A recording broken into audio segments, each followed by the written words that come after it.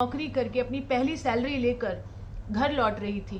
द्वारका में जो थोड़ा सा आइसोलेटेड पैच है, वहां पर इन दरिंदों ने सोच रखा था किसी को अपनी हवस का शिकार बनाना है। और उस दिन इस बच्ची को उनके दोस्तों के साथ उन्होंने गाड़ी में डालने की कोशिश की।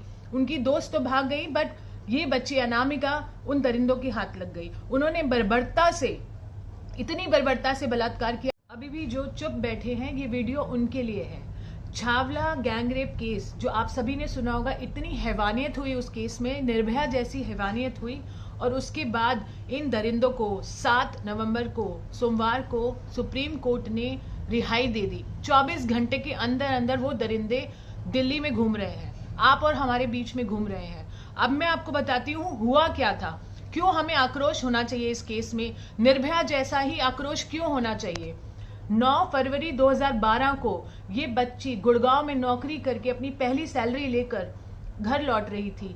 द्वारका में जो थोड़ा सा आइसोलेटेड पैच है, वहां पर इन दरिंदों ने सोच रखा था किसी को अपनी हवस का शिकार बनाना है। और उस दिन इस बच्ची को उनके दोस्तों के साथ उन्होंने गाड़ी में डालने की कोशिश की।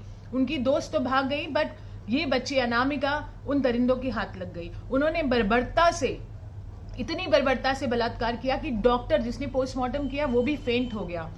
वो बर्बरता क्या थी मैं आपको बताती हूँ। उन्होंने गाड़ी के पाने से उसका सिर फोड़ा, जगह जगह काटा, बियर की बॉटल्स को उसके प्राइवेट पार्ट में इंसर्ट किया, और उस एसिड, जो गाड़ी का एसिड होता है, वो उसकी आंखों में डाला और उसकी चेस्ट काट दी।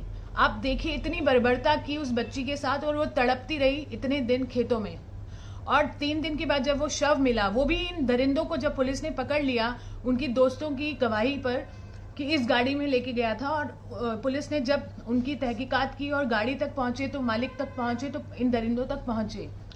इन दरिंदों ने खुद बताया कि हमने उसको कैसे मारा, अपनी रिकवरी खुद कराई और आइडेंटिफाई करा कि बॉडी हमने यहाँ पर फेंकी है। उसके बावजूद इतने साल बाद, 11 साल बाद, उनको रिहाई दे दी गई।